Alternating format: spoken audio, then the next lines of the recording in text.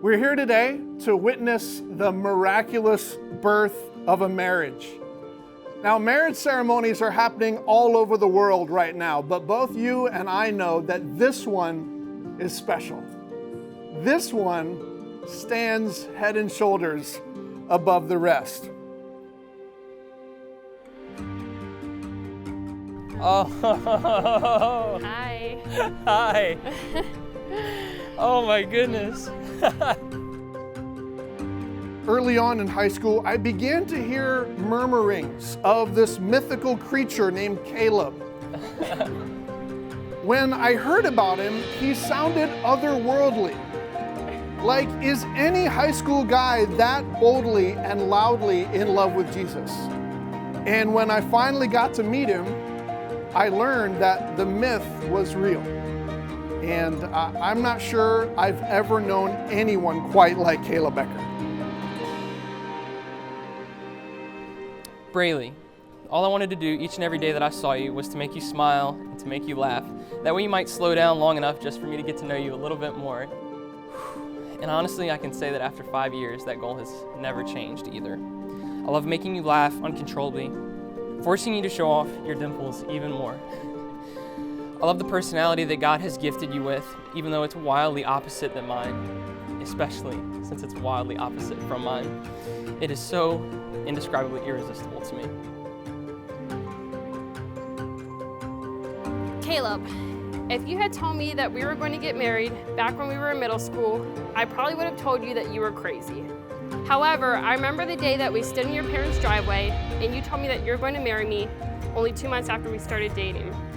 Some people said we were crazy to say this, considering we had never even shared our first kiss or said the words, "I love you." But I knew that you meant every word that you told me that day. Here we are, and you're fulfilling that promise to me.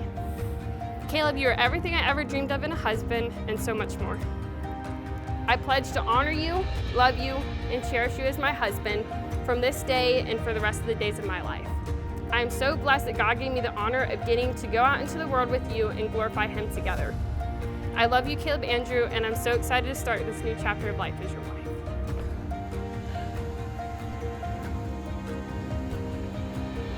The bliss and the joy of this moment might not always be so shiny. You will enter moments of struggle, turbulence, and bumps on the journey, and it's going to be critical that you stand on the truth that God is for you both. Braeley, you have been my go-to person for everything, and if I have a problem and need advice, you're always the first person I ask. Sorry, Mom. I love you so much, Braeley, and I'm going to miss you so much, but I know that you are in good hands with Caleb. Having you as a sister has been the biggest blessing, and I'm so thankful for the years we spent growing up together.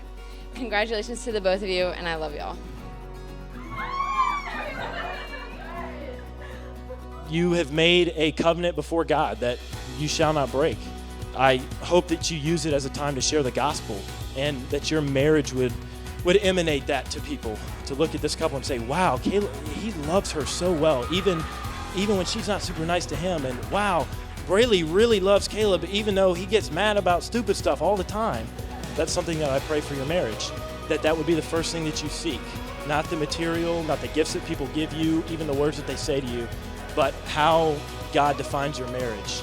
To that, we will raise a toast to Mr. and Mrs. Eckert, and that's all I've got.